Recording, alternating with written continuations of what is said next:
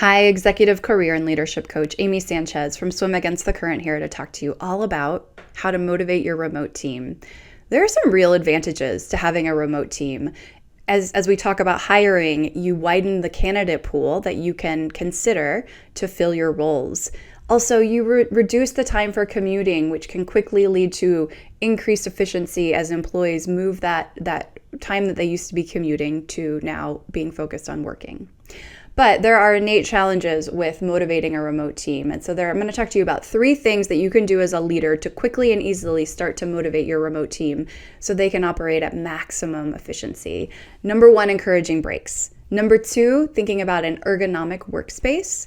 And number 3, providing feedback. So let's talk about number 1 first.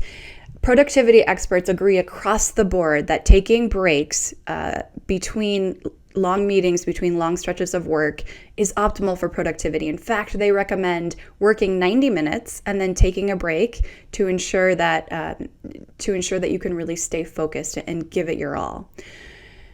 As a manager, it's really important to encourage your employees to take breaks, particularly as they work from home. It's very easy for the boundaries between work and life to blur to a point where employees are working at all hours of the day and night.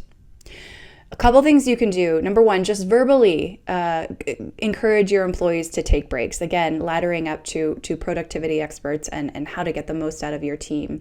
Second, you can encourage your team to only send work communications between specific hours. So employees are not waking up in the middle of the night, seeing emails and feeling obligated to respond. So for example, something I've seen leaders do that's been really effective is say, hey, work communications are only allowed between 6 a.m. and 7 p.m. Also, you can encourage your employees to take their vacation, particularly if you're starting to experience layoffs. Your employees might be worried that if they take their vacation time, they might be the next one on the chopping block.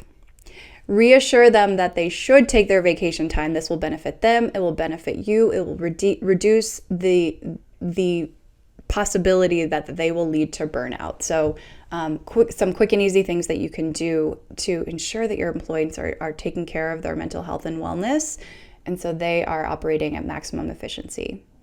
Number 2, the ergonomic workspace is really important because not only does it help with the health and wellness aspect, but you don't want to see your employees taking sick days because of carpal tunnel syndrome. And in this day and age, when we're all in back-to-back Zoom meetings, it's really important that the workspace is working for us. So a lot of leaders will offer to cover the costs of building an ergonomic workspace, particularly for those employees who live in metropolitan areas where the cost of living is high. Their office space is often not maximized to really accommodate all of their needs. Things like where the keyboard is, where the screen is, how comfortable the chair is, if they have a sit and stand desk, can all have a great impact when used over long hours and long days in terms of how their body responds and how they feel. So really quick and easy way to help them is to offer to cover the cost of the ergonomic workspace. Number 3, provide feedback. Provide feedback. This is so important because when we're all together in the office, this tends to happen more organically. But when we're remote, we tend to have to schedule this specifically. So make it a point to provide feedback frequently and in different types of forums and different types of ways. So through email while you're talking, through formal reviews, and also through informal conversations. It's important to think about balancing your feedback. So of course, continue to provide reassurance and positive reinforcement where you see your employees doing great things, but also provide them constructive criticism. The only way they're going to grow into the type of leaders that you want to see is if you help them understand and identify their blind spots. This will help as you move up in your role. You'll have developed a number of people who can you can very confidently recommend to move into your position.